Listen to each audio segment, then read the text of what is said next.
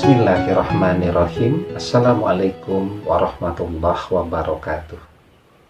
Bapak-bapak, ibu-ibu, mas-mas, mbak-mbak, khususnya adik-adikku sekalian yang dirahmati Allah dimanapun Anda berada. Kembali di IIP Channel bersama saya, IIP Wijayanto. Kali ini kita akan membahas tema mantan menjauh, padahal butuh. Ya. Jadi apa nih tanda ketika yang bersangkutan kelihatannya menjauh, kelihatannya sombong, kelihatannya jaim, kelihatannya jual mahal, tapi sesungguhnya yang bersangkutan masih teramat sangat membutuhkan kita. Ya. Jadi ada satu hal ya yang bernama kecemburuan. Kecemburuan itu lahir dari apa? Lahir dari rasa memiliki. Ya, rasa memiliki itu fondasinya apa? Fondasinya cinta.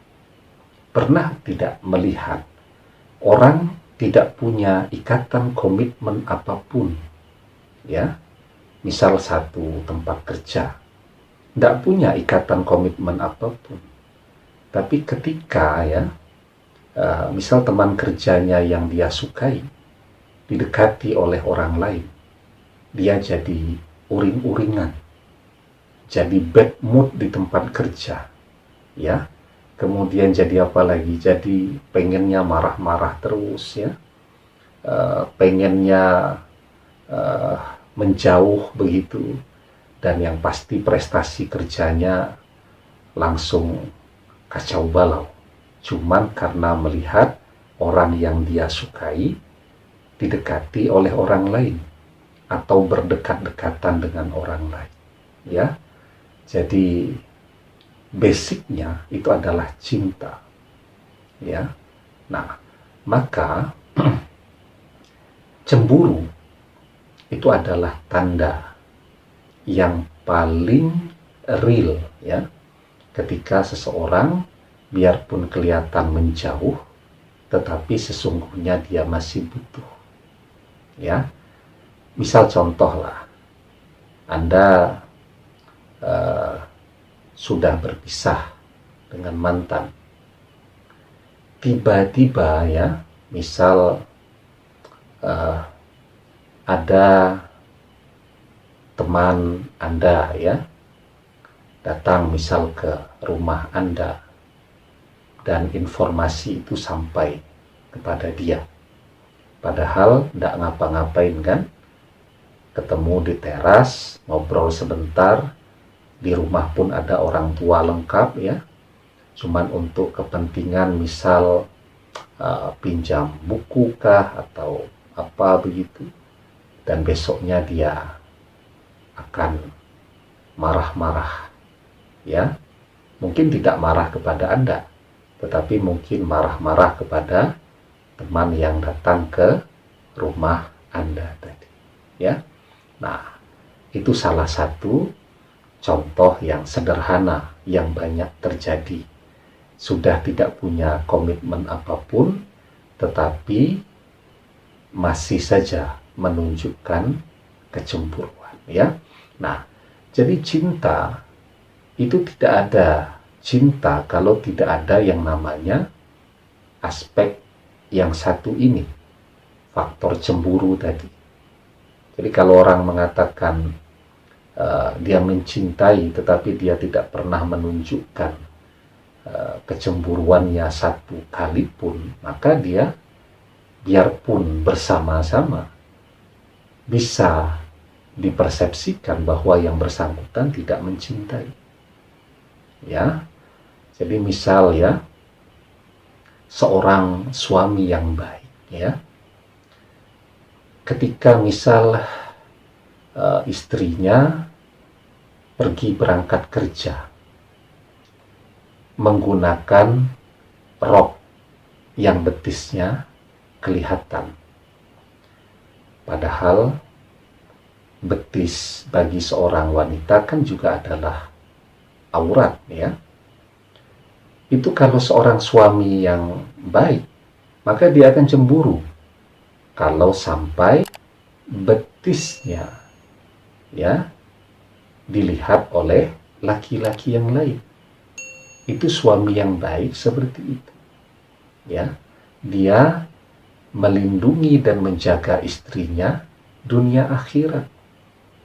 Ya, faktor duniawinya dia cemburu, tidak ridho, tidak ikhlas kalau sampai betis istrinya dilihat oleh laki-laki yang lain. Ya, tetapi sesungguhnya dia melindungi, menghindarkan betis sang istri dari api neraka. Begitu, ya.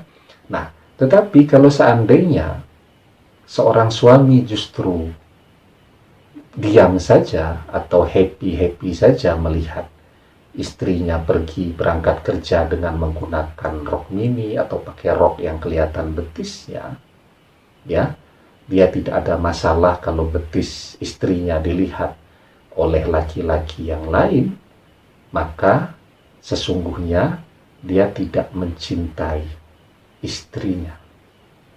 Ya. Dan yang lebih penting lagi, dia tidak melindungi betis istrinya dari api neraka kelak. Nah, jadi ya, cinta itu selalu identik dengan cemburu, rasa memiliki yang amat sangat besar. Ya, muncul kemarahan ketika melihat orang yang dicintai sampai didekati oleh orang lain. Nah, hanya saja ya, di dalam banyak perpisahan yang kita lihat, orang ya yang terlalu slow respon. Ya, jadi sebenarnya yang ini juga masih nunggu nih. Dia menjauh sebenarnya butuh. Ya, dia mau mendekat duluan merasa kok sepertinya kurang oke ya kalau wanita yang mengambil inisiatif duluan, sementara yang laki-laki juga lebih ya memilih untuk jaga image. Akhirnya nggak pernah nyambung. Begitu. Karena itu dalam bab yang baik, ya, dalam hal bab kebaikan, nah salah satunya bab pernikahan. Jadi kalau urusan pernikahan itu harus disegerakan. Kalau memang sudah muncul rasa suka di dalam hati, secara finansial juga sudah oke, pekerjaan sudah punya, kuliah sudah lama selesai, orang tua pun sudah bertanya terus kapan akan menikah, ya. Dan sudah kemimpi-mimpi terus, sudah kebayang-bayang, ya. Sudah muncul rasa kangennya, ya maka harus disegerakan. Disegerakan caranya bagaimana? Ya minta kepada yang bersangkutan, ya, kalau laki-laki ya sampaikan, mau tidak jadi istri saya, misal begitu ya. Nah, kenapa? Karena ketika orang suka mendelay, ya, menunda-nunda pekerjaan yang baik, ya, maka yang bersangkutan termasuk ke dalam kelompok orang-orang yang tidak akan mendapatkan apapun. Orang yang suka menunda-nunda. Ya. Nah, karena itu di dalam sebuah hadis sahabat Ibnu Umar, beliau berkata, "Iza amsyaita fala tantaziri sobaha wa iza asbahta fala tantaziril masa'a wa khus min sihatika li maradika wa min hayatika li mautika." Jika engkau berada di petang hari, janganlah tunggu sampai datang pagi. Jika engkau berada di pagi hari, janganlah tunggu sampai datang petang. Manfaatkanlah waktu sehatmu sebelum datang sakitmu. Manfaatkan pula waktu hidupmu sebelum datangnya matimu. Ya. Nah, jadi hadis yang disampaikan oleh sahabat Ibnu Umar ini ya, memberikan pelajaran berharga kan bagi kita, bahwa dalam hal kebaikan ya, sudah mencintai ya, kalau sudah mencintai, kalau ustadz seperti saya selalu nasihatnya segera dilamar untuk menikah, kan begitu. Jangan lagi menjauh, jangan lagi menunda-nunda, apalagi dulu pernah bersama-sama ya, dulu pernah menikah sebagai suami istri, begitu ya. Ketika hati sudah tenang ya, setelah terjadinya perpisahan dan pengen untuk kembali, jangan ditunda-tunda, disegerakan ya, karena di dalam menyegerakan kebaikan, insya Allah ada kebaikan yang lebih banyak lagi yang menunggu di sana ya. Demikian, semoga bermanfaat. Wallahu a'lam bishawab, billahi taufik wal hidayah. Assalamualaikum warahmatullahi wabarakatuh.